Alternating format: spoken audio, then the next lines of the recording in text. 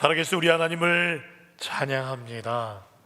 살아계셔서 우리의 예배를 받으시고 우리의 기도를 들으시고 응답하시는 능력의 하나님을 찬양합니다. 우리가 살고 있는 이 시기는 우리 하나님 보시기에 정말 우리가 기도를 해야 될 때이고, 우리의 기도를 우리 하나님 정말 원하시는 시기라고 여겨집니다. 그래서 적지 않은 70일이라는 날 동안에 특별한 기도를 하게 하신 것이라고 믿습니다. 70일 짧은 시간이 아닙니다. 과연 끝날까지 열심히 잘 따라 할 수 있을까 걱정이 되시기도 하겠죠. 그런데 여러분, 걱정하지 마십시오. 기도는 내 힘으로 하는 게 아니라 하나님께서 주시는 힘으로 하는 것이 기도입니다. 그래서 우리 하나님 70일 끝날 때까지 아니요, 2022년 끝날 때까지 아니요, 주님 부르시는 그날까지, 주님 다시 오시는 그날까지 새벽을 깨우고 기도를 깨우고 순종하며 충성할 수 있도록 거뜬히 이 신앙생활 감당할 수 있도록 도와주실 줄 믿습니다. 필립 얀시라는 기독교 작가가 기도에 대해서 참 멋진 이런 정의를 내렸어요. 기도, 하나님께로 가는 가장 쉽고도 어려운 길, 이게 기도라고 그렇게 표현을 하였습니다. 오늘 기도에 대해서 살펴보려고 합니다. 1월 23일 주일에 시편 46편 말씀을 통해 기도에 대한 설교를 했었고요. 그리고 정말 예배를 집중해서 잘 들으신 분은 오늘 누가복음 18장 1절에서 5절 말씀, 이거 언제 들었는데 느낌이 올 거예요. 똑같은 본문으로 설교를 강대상에서 선포된 적이 있습니다. 그게 언제인지 아십니까? 1월 첫 주일 오후 예배 때 김하늘 목사님이 똑같은 본문으로 이 말씀을 전했던 적이 있습니다. 그런데 이 70일 특별 새벽 기도를 하면서 주님께서 제게 또 동일한 이 본문의 말씀으로 전하고자 하는 그런 마음을 주셨어요. 그래서 그때 받았던 은혜를 잘 기억하시면서 또 중복되는 부분도 있겠지만 좀 더 깊이 오늘 이 본문을 통해서 하나님께서 우리에게 어떤 말씀을 하기를 원하시고 또 어떻게 변화되기를 원하시는가 듣고 은혜 받고 변화될 수 있기를 간절히 소망합니다. 1절 말씀, 예수께서 그들에게 항상 기도하고 뭐하지 말아야 될 것을 비유로 말씀하셨습니까? 낙심하지 말고. 왜 예수님이 이 비유를 하신다고요? 기도하다가 낙심하지 말라는 거예요. 이 말은 제자들이 그리고 우리들이 기도하다가 얼마나 쉽게 낙심하고 또 좌절하는가를 우리 예수님 잘 아셨다는 거예요. 그래서 그러지 않도록 도와주시려고 귀한 예화를 드신다는 겁니다. 오늘 읽었던 말씀 잘 하신 말씀이에요. 유명한 두 사람이 나옵니다. 정말 대조되는 두 사람이에요. 한 사람은 하나님을 두려워하지 않고 사람을 무시하는 재판장이 나옵니다. 그렇죠? 그리고 또 한 사람은 어떤 원수에게 한이 맺혀가지고 그걸 풀지 않으면 견딜 수 없어서 이 재판장에게 찾아 나오는 한 가난한 과부가 등장합니다. 이 당시에는요, 과부가 된 것도 너무 서러워요. 그래서 남편 없는 것이 지금은 전혀 그렇지 않지만 과거에는요, 남편이 없거나 또는 자식이 없으면 굉장히 불쌍한 여자, 그리고 손가락질 받던 그런 시대였어요.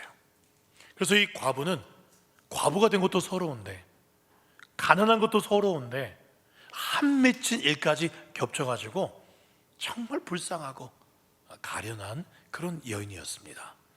이 과부가요, 불의한 재판장에게 가서 원한을 풀어달라고 요청을 합니다. 4절 말씀이에요. 이걸 듣더니 그가 얼마 동안 이 과부의 요청을 뭐 했다? 듣지 않습니다. 듣지 않아요. 이 당시에 재판장은요, 주로 로마 사람입니다. 왜냐하면 지금 이스라엘이 피지배국이기 때문에 다스리던 로마 사람이 재판장이었어요. 재판장들은 이 피지배국들한테 올바른 판정을 하지 않습니다. 대신 뭘 주면요? 돈을 주면, 뇌물을 받으면 그 사람 편이 되어줍니다.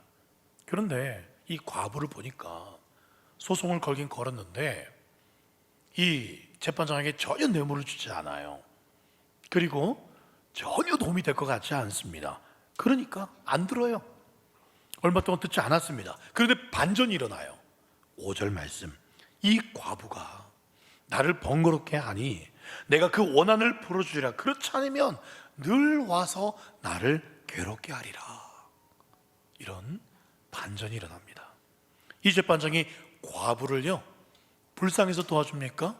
아이고 안 됐어요, 내가 한번 정의롭게 그 억울한 거 풀어줄게요. 아니에요. 이 과부가 끈질기게 재판장을 귀찮게 하니까 재판장이 두 손 두 발 들었다는 거예요. 이 여인의 인생 승리는 간구의 승리였습니다. 끝까지 부탁하고 요청하고 부르짖는 승리였어요. 그렇게 여러분, 그리스도인의 인생도 마찬가지입니다. 기도의 실패는 신앙의 실패입니다. 기도의 실패는 인생 전체를 실패하는 거예요. 죄송합니다. 네. 그만큼 기도가 중요한 거예요. 기도의 승리는 신앙의 승리이고, 기도의 승리는 인생 전체의 승리라는 것입니다. 기도는 위기를 기회로 바꿀 수 있고 실패를 다시 성공으로 바꿀 수 있는 능력이 기도라는 것이죠. 기도할 수 있다면 아직 낭망할 때가 아닙니다. 기도할 수 있다면 절망할 때가 아닙니다. 희망이 있어요. 믿습니까? 아멘. 그런데요, 기도했는데 왜 하나님 빨리 응답 안 해주시는 걸까요? 왜 이렇게 오랫동안 질질 끄시는 걸까요? 왜 이렇게 우리가 끈질기게 기도하게끔 하나님은 시간을 오랫동안 그렇게 끄시는 걸까요? 그 이유는요, 여러 가지가 있지만 그렇게 끈질기게 기도하게 하시면서 우리의 관심을 오직 하나님께로만 향하도록 하시려는 것이에요. 우리에게 끈질긴 기도를 하시게 하는 그 이유, 그것은 우리가 단순히 문제가 해결되게 하는 것보다도요, 응답하시는 그 하나님만을 계속 바라보게 하시려는 것이라는 말씀입니다. 만약 우리의 기도가요 즉각 응답이 된다면 우리는 하나님보다도 그 기도 응답받은 거에 더 집중할 것입니다. 그걸 더 자랑할 거예요. 그런데 하나님은 우리가 정말 하나님을 신뢰하고 있는지, 정말 하나님을 필요로 하고 있는지, 그게 더 궁금하고 거기에 하나님의 더 관심이 있다는 사실입니다. 만약 우리가 한두 번 기도하고 중단한다면 그 기도는요 중요하지 않은 기도라는 뜻이 됩니다. 끈질기 기도, 오랫도록 하시게 하는 그 기도가 하나님께서 우리에게 원하신 진짜 기도일 가능성이 크다는 사실이에요. 그렇다면 오늘 구체적으로 하나님의 응답을 받는 기도는 어떻게 드리는 것인가, 그 비결을요 가난하고 아무 소망 없는 여인이었지만 놀라운 응답을 이뤄낸 그 가난한 한 과부를 통해서 그 비결을 하나하나 살펴보고자 합니다. 첫 번째로 이 과부의 기도, 물론 재판장에게 요청한 것이죠.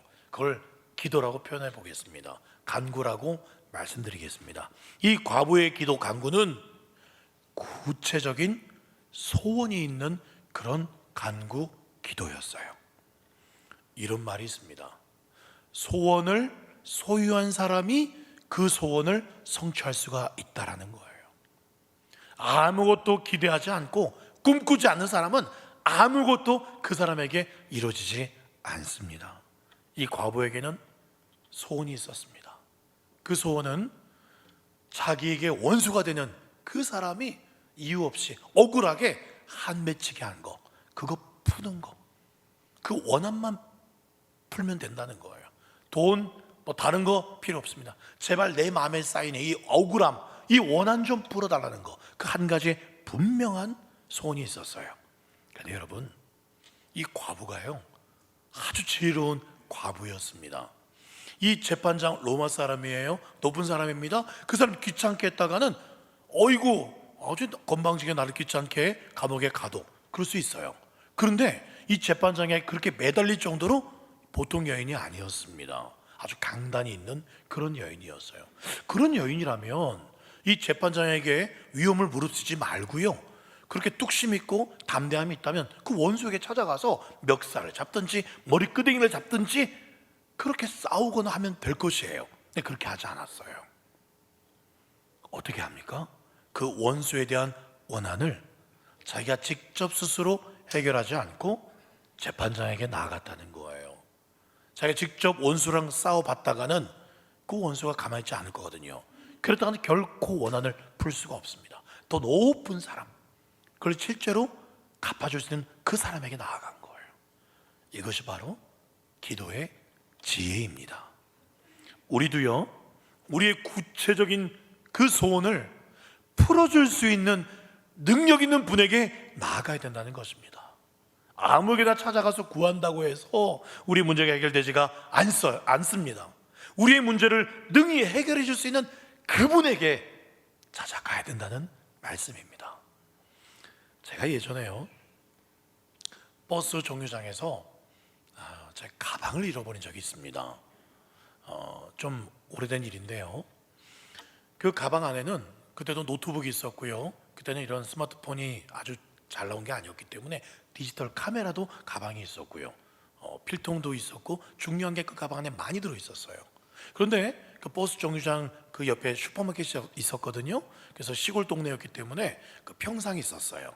그 슈퍼 앞에 있는 평상에다가 가방을 잠깐 놔두고 슈퍼에서 뭐 사러 들어갔다가 나왔는데 가방이 없어진 거예요. 누가 아마 좋아 보이니까 그 가방을 들고 버스를 타버렸던지 훔쳐간 거예요. 너무나 정말 절박해졌습니다. 왜냐하면 그 안에 있던 노트북, 컴퓨터 안에는 그동안 설계했던 자료들, 여러 중요한 자료들이 다 들어가 있었어요. 뭘 백업을 그때 안 해놨던 것 같아요. 너무 이 노트북을 잊어버리니까, 그리고 사진기 안에는 중요한 사진들이 다 있는데 다 날아가 버린 거예요. 오랫동안 준비했던 설계했던 모든 내용이 사라지고 사진 자료가 사라지니까 정말 앞이 깜깜해졌어요. 그 버스 정류장에서 제가 뭘 했을까요? 제가 기도했어요. 여러분, 누가 훔쳐가 버렸는데, 누가 버스 타고 가버렸는데 그 가방이 찾아지겠습니까? 현실적으로는 안 된다는 거 알면서도 너무 다리에 힘이 풀리니까 서서 할 수 있는 게 기도밖에 없었어요. 서서 기도해서, 하나님, 큰일 났어요. 주여, 그 노트북 안에 모든 자료들, 그 사진기 안에는 모든 사진들, 하나님 어떡해요? 하나님 불쌍해 주십시오. 어떡해요 하나님? 이라고 제가 기도했는데요, 놀랍게요, 하나님께서 바로 응답을 해주셨어요. 귀로 들리는 음성이 아니라 제 마음으로 하나님께서 말씀을 해주시는 것 같았어요.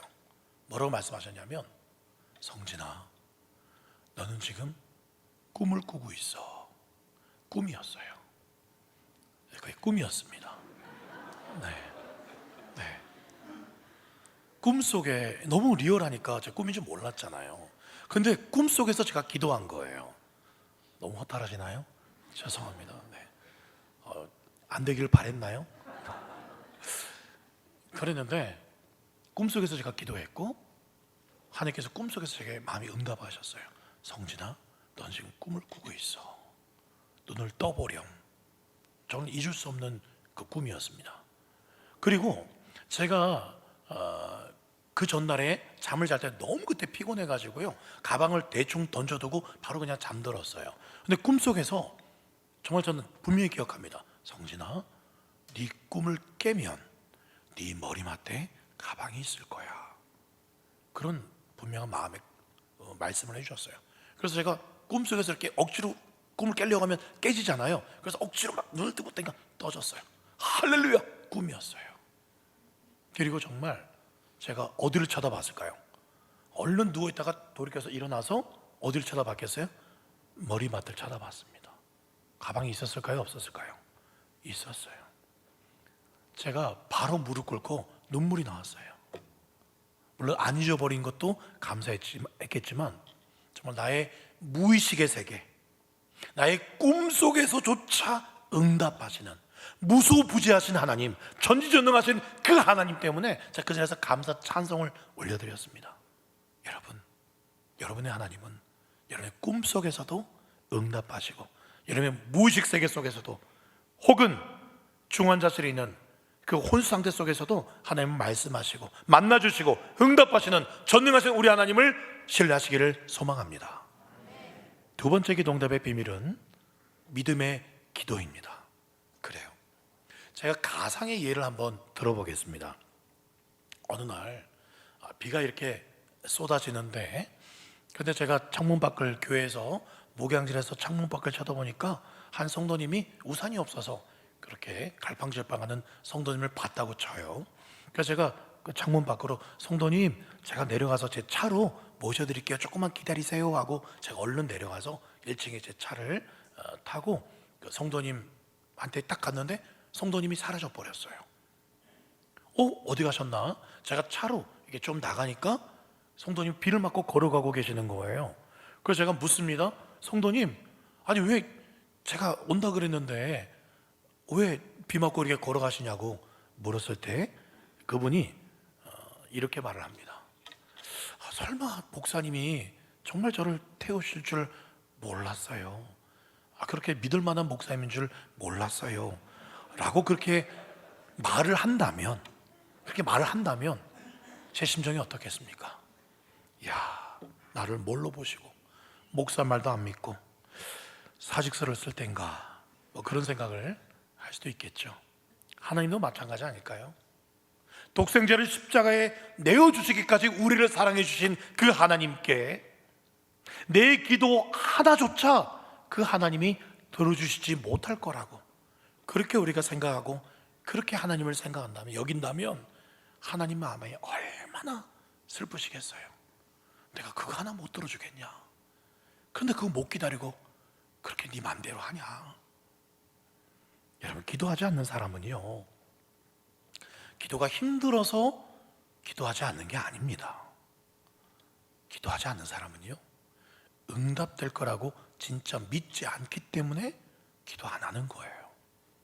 만약에 하나님이 기도하면 분명히 응답하시는 분이야, 당장은 아닐지라도 좋은 때에 반드시 응답할 거야 믿는다라면 어떤 어려운 상황 속에서도 기도하게 되어 있습니다.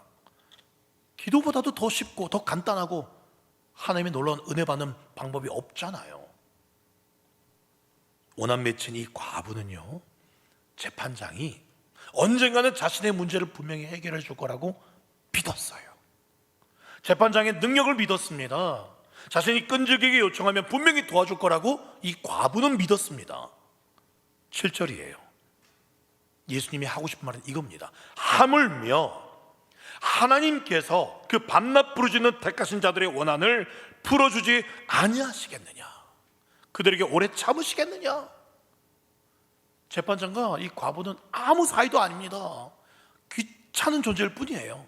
그런데 들어주는데, 하물며 하나님께서 택하신 자들, 하나님과 우리가 보통 사입니까? 남입니까? 택하신 자 아닙니까?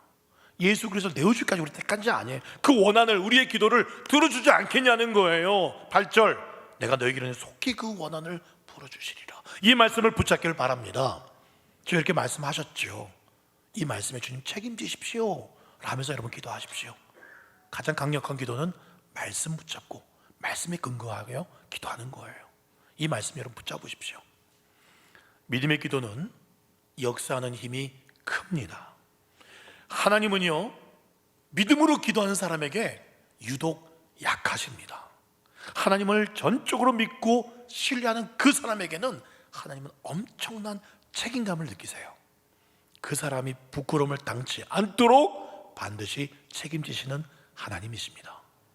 우리가 구한 것이 분명하게 이루어질 줄을 믿고 기도하시는 거예요. 기도하지 않는 사람은요, 어떤 일이 해결이 되면 신기하다, 야 어떻게 이렇게 일이 해결되네, 놀랄 수 있겠지만, 그러나 믿고 기도하고 해결함 받은 사람은 그럼 당연히 이렇게 될 줄 알았지, 하나님이 이렇게 당연히 하나님의 응답하신 거지, 이게 어찌 우연이야, 그렇게 대답하는 거예요. 우리가 구한 기도 제목들이 갑자기 이루어졌을 때 여러분 당황하지 않으시려면 그것을요, 믿음으로 이미 받은 것처럼 머릿속으로 계속 그리면서 기도하십시오. 그러면 그 기도가 이루어졌을 때 막 심장마비 올 수도 있는데, 안 오려면 당연히 이렇게 응답할 줄 알았습니다. 여러분 믿고 그리면서 기도하시라는 거예요. 요셉이요, 창세기에서 총리가 됐을 때 깜짝 놀라고 덜덜덜 떨었습니까? 난 그럴 자격이 못 돼요, 그러지 않았어요.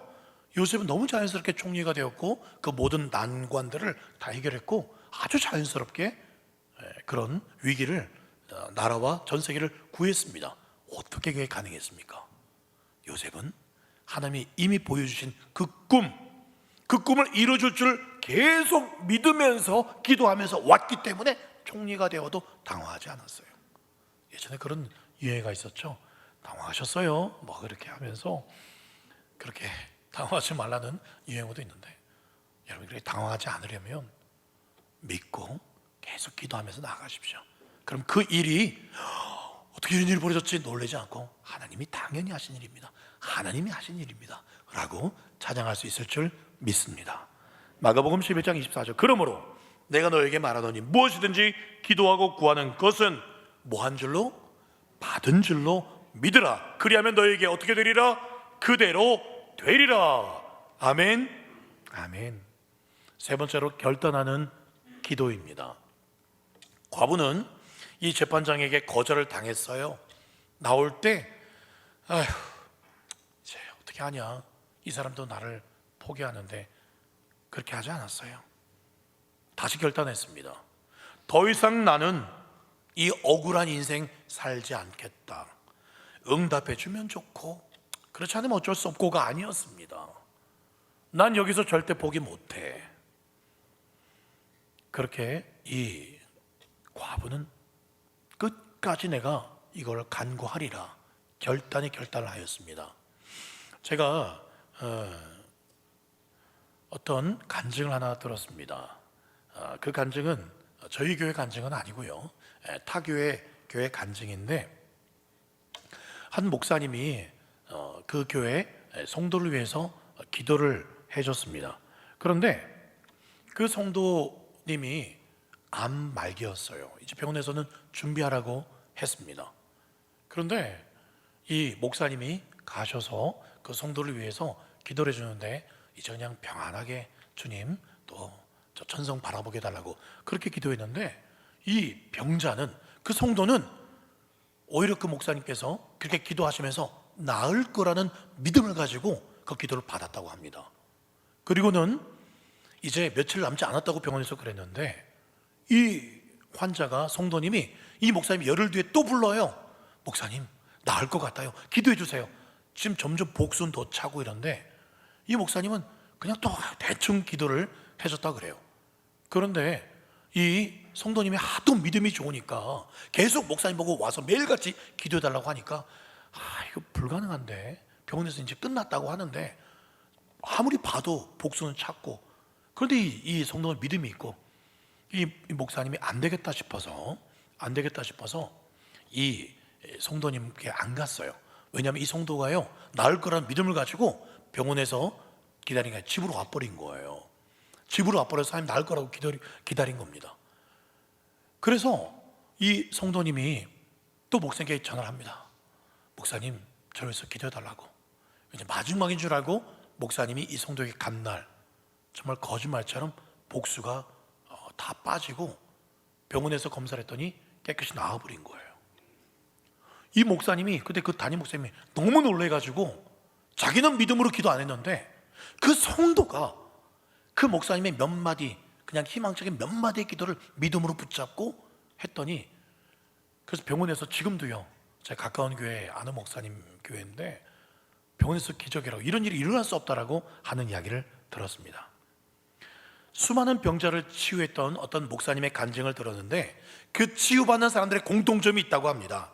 그 공통점이 뭐냐면, 나는 더 이상 이 병으로 말미암아 고통당하지 않을 거야 라는 분명한 믿음과 결단이 있더라는 거예요. 주여 낫게 좀 해주십시오 라는 적당한 기도가 아니라 비장한 각오로 나는 더 이상 이 병에 짓밟히지 않고 끌려가지 않겠다, 더 이상 이런 인생 살지 않을 거야, 하나님의 보좌를 붙잡고 몸부림치며 부르짖다가 죽더라도 난 더 이상 이 병으로부터 고통당하지 않을 거야, 하나님 나를 살리든지 죽이든지 역사해달라고 달려드는 그 사람들이 치유받는 것을 보았다라는 그런 간증의 이야기를 보았어요. 그 목사님, 치유를 많이 하신 목사님의 간증이었습니다. 그런 사람들이 낫더라는 거예요. 여러분, 우리가 기도할 때요, 크든 작든 결단하시고 기도하셔야 됩니다. 희미하게 기도해서는 안 됩니다. 나는 이 문제를 해결받아야만 되겠다, 나는 더 이상 이 문제로 괴롭힘을 당하지 않을 거야, 이런 인생 살지 않을 거야 라는 믿음으로 결단할 때 주님께서 역사하실 거야, 믿음으로 당당히 나아갈 때 거대한 변화가 시작이 되는 것입니다. 이 과부에게는요, 낙심이라는 단어조차 호사스러운 단어였습니다. 왜요? 이 과부는 결사적인 마음을 품고 있었거든요. 그 무슨 낙심이 있겠습니까? 계속 재판장이 부르짖었습니다. 계절이 바뀌어도 재판장 집 앞에 엎드려서 내 원수에 대한 원한 좀 갚아주십시오, 불쌍히 여겨주십시오, 끊임없이 집 앞에 오는 거예요. 나갈 때도 있고 집에 들어올 때도 집 앞에 기다리고 있고 감당이 안 되는 여자였습니다. 재판장은 저 여자 때문에 속된 말로 짜증난 미칠 지경이었어요. 밤에 잘 때도 이 여자가 꿈에 나타납니다. 밥을 먹을 때도 이 여자가 아른거려요. 머릿속에 온통 이 여자가 귀찮게 하는 이 여자 생각으로 가득 차 있어요. 그래서 결국 이 재판장은 이 과부가 뇌물을 주지 않아도, 뭐 먹을 거 하나 갖다 주지 않아도 이 원한을 풀어줄 수밖에 없었던 거예요. 과부를 위해서 풀어준 게 아니라 재판장은 자기를 위해서 풀어준 거예요. 예수님도 바로 이걸 말씀하신 거예요. 너희들도 기도할 때 이 과부처럼 비장한 각오와 결단을 가지고 기도하라라는 것입니다. 그런 비장한 기도를 하는데 여러분, 조용히 기도할 수 있겠어요? 물론 묵상으로 기도할 때도 있습니다. 그때 은혜를 주실 때가 있지만 대부분의 기도는 그렇게 기도해서는 안 됩니다. 함께 모여 기도할 때는 더더욱 그렇게 기도하면 안 돼요. 옆 사람도 소리 내어서 기도하지 않으면 왠지 나도 옆 사람한테 피해 줄까 봐 조용하게 됩니다. 새벽에 또 그렇게 기도하면 서로 조용하다 보면 꾸벅꾸벅하게 돼요. 그렇죠? 조용히 묵상하는 척 기도하면 우아해 보이고 세련돼 보이기도 합니다만, 지금 사람이 죽게 생겼는데 응답해 주셔도 좋고 안 해주셔도 좋고 그런 식으로 입 다물고 있으면 다 같이 죽는 겁니다. 조용한 묵상 기도를 원하시는 분들은 이화실도 있고요, 개인 기도실도 있습니다. 그렇게 하시는 것도 괜찮을 것 같아요. 이 본당은 내 아버지의 기도하는 집이요 부르짖는 곳입니다. 맺힌 사람들이 마음껏 부르짖는 곳이에요. 그런 분들이 이 본당에서 아버지 그렇게 마음껏 기도하지 못한다면 어디서 기도하시겠어요? 그런 사람 좀 저기 가서 기도하면 안 되지 않겠습니까? 그러다간 교회가 죽습니다. 교회마다 정말 지난번에도 말씀을 드렸지만 과거 우리 한국교회 모습과 지금 한국교회의 가장 큰 차이점은 한국교회가 돈이 없어진 것도 아니고요, 교회 건물이 작아진 것도 아니고요, 더 그런 건 좋아졌는데 기도 소리가 작아졌어요. 새벽 기도를 빠지고 있습니다. 모여도 괜히 피해 줄까 봐는 그런 생각으로 소리 내어 기도하지 잘 않습니다. 대도시에 올수록 또 서울 지방 그런 데 갈수록 더 그렇지 않아요. 여러분, 하나님 분명히 말씀하셨습니다. 내 입에서 나가는 말도 이와 같이 헛되이 얘기로 돌아오지 않을 것이야. 내 입에서 나가는 말 하나님 강조하셨습니다. 선포하는 기도입니다. 기도의 사람은 믿음으로 선포하는 거예요. 현실과 환경을 초월해서 믿음으로 기도하며 선포할 때 하나님이 역사하시는 것입니다. 크든 작든요, 꼭 큰 소리 아니어도 좋아요. 새벽 시간이든 또 동성기도 하자 할 때 여러분 작은 소리라도요, 나는 원래 잘 안 하는 스타일이야 그냥 이렇게 할 수도 있겠지만은 여러분 작은 소리라도 입 밖으로 소리 내시는 거, 여기에 능력이 있어요, 여러분. 로마서 10장 10절 말씀에 사람이 마음으로 믿어 의에 이르고 무엇하여 구원에 이른다? 입으로 시인하여. 마음으로 믿으면 되지, 뭐도 입으로 꼭 시인합니까? 입으로 시인하는 거에 능력이 있기 때문에 그렇습니다. 여기서 물론 입으로 시인한다는 것은 공적인 회중 앞에 시인한다는 그런 의미도 있지만, 여러분, 우리는 3차원에 살고 있지만 4차원, 5차원, 과학적으로 밝혀진 것은 12차원까지 있다고 과학자들이 밝혔습니다. 우리는 3차원 이상을 몰라요. 그런데 4차원, 5차원 이상에는 영의 세계가 있어요. 우리가 하는 말들, 보이지 않는 그런 영들이 다 듣고 있습니다. 우리가 하나님을 찬양하는지 욕을 하는지 무엇을 말하는지 영의 세계들, 귀신들이 듣고 그 말을 듣고 우리에게 장난질 쳐요. 여러분, 그래서 입으로 선포하셔야 됩니다. 민수기 14장 28절, 그들에게 이르기를 여호와의 말씀에 내 삶을 두고 맹세하라. 너희 말이, 입 밖으로 낸 말이 내 귀에 들린 대로 내가 너에게 행하겠다. 여러분, 선포하는 기도가요, 매인 것을 풀게 합니다. 무엇에 매여 있다면 여러분 선포하며 기도하십시오. 사람의 관계에 문제가 있건, 사업의 문제가 있건, 돈의 문제, 자녀의 문제, 진로의 문제, 매여 있는 것이 있다면 여러분 믿음의 기도로, 선포하는 기도로 그 매인 것을 푸십시오. 그 예수의 이름의 권세를 우리에게 주셨어요. 새벽에 예수 이름 부르십시오. 예수여 도와주십시오. 속으로만 기도하지 마십시오. 너는 내게 부르짖으라. 너에게 응답하겠고 너가 알지 못하는 크고 은밀한 일을 너에게 보이리라. 이 좋은 마음껏 부르셔도 된다. 따지듯 불러도 된다. 아버지야 불러도 된다. 이렇게 말씀하시는데 왜 그 아버지 이름을 마음껏 이 새벽 시간에, 기도 시간에 부르지 않는 거예요? 그 기도에 특권을 왜 사용하지 않습니까? 수시로 집에서도 길 가다가도 주여 예수님 도와주십시오. 예수님 도와주십시오. 입 밖으로, 물론 옆 사람이 들리지 않게 하실 수도 있겠죠. 전 그렇게 기도합니다. 길 가면서도 주여 주님 사랑합니다. 저는 아무것도 아닙니다. 주의 영광으로 충만케 해주십시오. 수시로 중얼거려요. 마지막으로 연합된 기도는요, 거대한 원자력 발전소와 같습니다. 기도가 더욱 강력해지는 길은요, 함께 모여 함께 문제를 끌어안고 함께 기도하는 거예요. 그 가운데 역사가 나타납니다. 대표적인 마가의 다락방이었지 않습니까? 거기에 기도의 합주회가 열렸습니다. 성령님이 임하셨어요.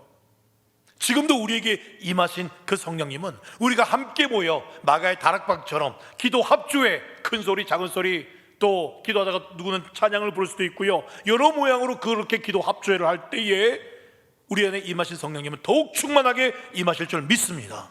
그 사도행전 2장의 증거지 않습니까? 이 주님의 강력한 임재를 느낄 수 있는, 함께 느낄 수 있는, 매일 느낄 수 있는 이 새벽기도의 공동체 속으로 여러분 들어오십시오. 마태복음 18장 19절, 진실로 너에게 이르노니 너희 중에 두 사람이 땅에서 합심하여 무엇을 입고 하면 하늘에 계신 내 아버지께서 그들을 위하여 이루게 하시리라. 두 사람이 모여도, 18장 20절, 두세 사람이 내 이름으로 모인 곳에 나도 그 중에 있겠다. 그렇습니다. 연합된 기도는요, 강력한 힘을 발휘합니다. 반드시 주님 그 가운데 계시겠다고 약속하셨어요. 그래서 70일간 함께 합심해서 기도를 드리자는 것입니다. 이 능력의 자리예요. 낙심하지 마시고 나는 안 될 것 같아. 여러분 지금이라도 괜찮아요.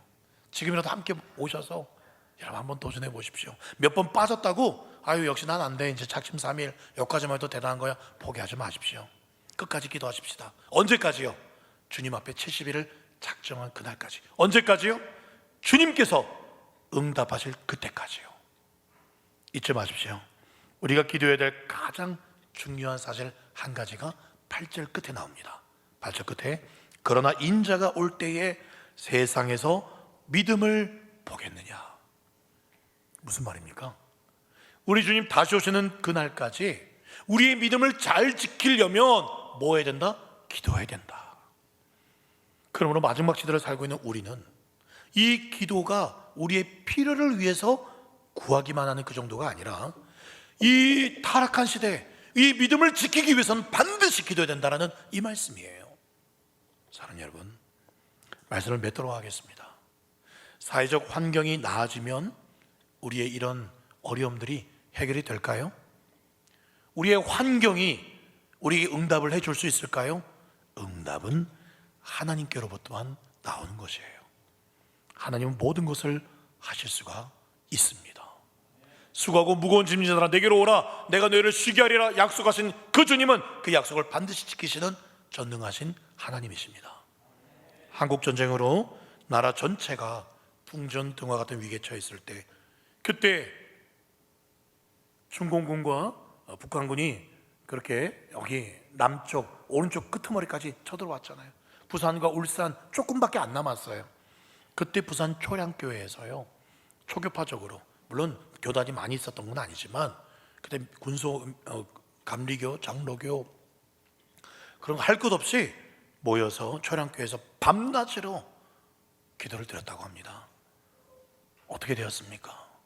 하나님 그 기도, 그 소수의 기도지만 그 초량교회 그 기도를 들으시고요, 다시 역전이 되었습니다. 그래서 지금 한반도 전체가 공산화되지 않았고, 그 기도, 그 십자가가 밤마다 수놓고 있는 이 남한은 이렇게 잘 살게 된 거예요. 기도에 눈물이 흐르는 대로 국가의 운명이 흘러가는 것입니다. 이 나라 대선 지방선거를 앞두고 있는 이 국가의 중요한 상황 앞에서요, 우리를, 이 나라를 구하실 분은 하나님밖에 없습니다. 지금은 믿는 사람들이 마음을 다해서 이 사랑하는 조국이 다시 일어설 수 있도록 눈물로 기도해야 될 때인 줄 믿습니다.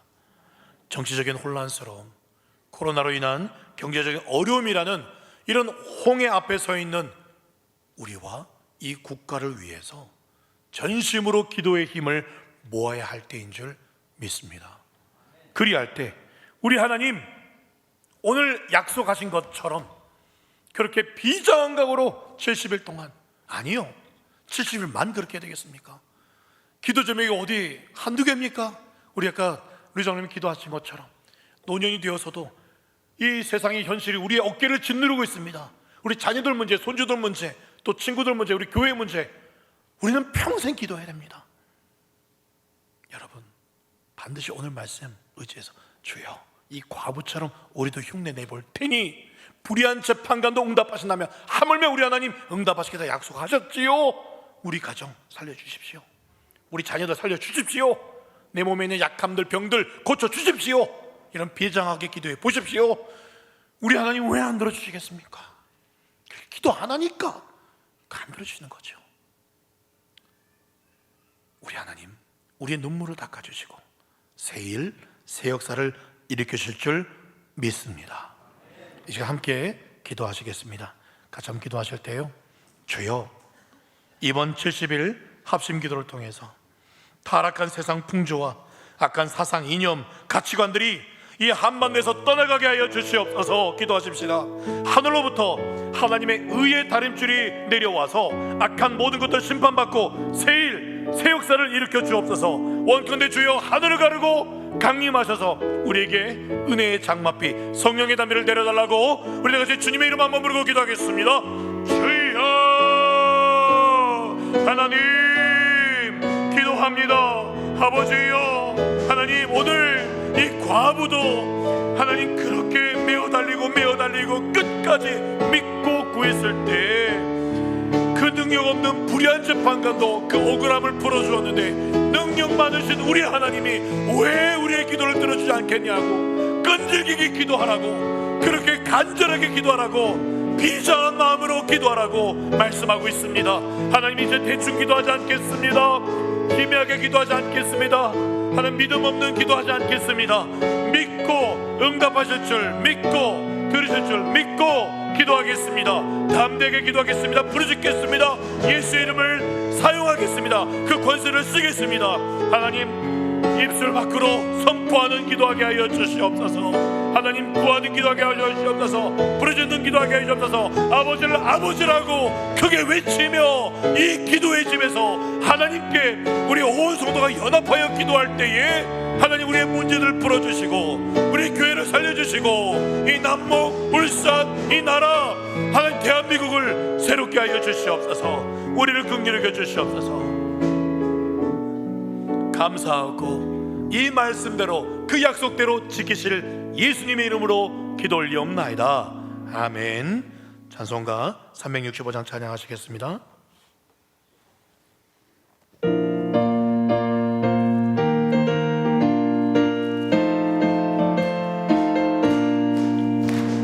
마음속에 근심 있는 사람 주 예수 앞에 다하려라. 슬픈 마음 있을 때에라도 주 예수께 아뢰라. 주 예수 앞에 다하려라. 주 우리의 친구니 무엇이나 근심하지 말고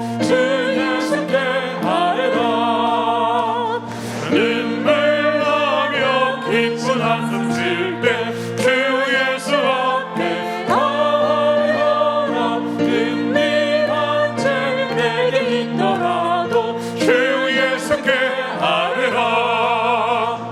주 예수 앞에 다하려라.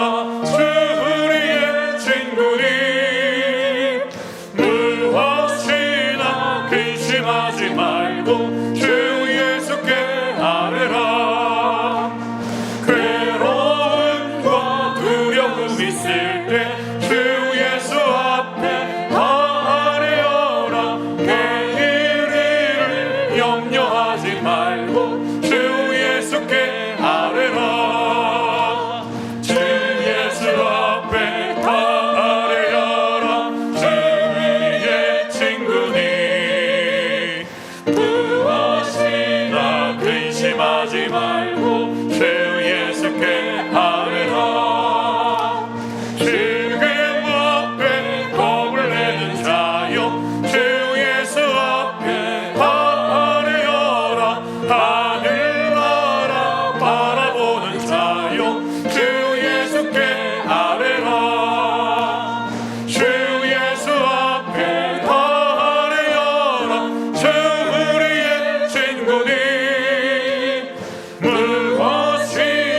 근심하지 말고 주 예수께 아뢰라. 아멘. 살아계신 하나님 아버지, 오늘도 우리에게 생명의 말씀으로 찾아와 주시고 저희 입술을 통하여 하나님 말씀을 대언하며 하나님의 마음과 기도의 비밀을 깨닫게 하시니 감사를 드립니다. 이것이 귀로만 듣고 머릿속으로만 남는 기도가 아니라, 비밀이 아니라 우리 입 밖으로 터져나오는 기도 되게 하여 주시고 선포하는 기도 되게 하여 주시고 우리의 기도로 우리의 자녀들, 우리의 가정, 우리 교회, 하나님 우리 나라를 변화시키는 데에 하나님 귀한 기도의 용서들로 거듭날 수 있는 우리 갈릴리 교회 되게 하여 주시옵소서.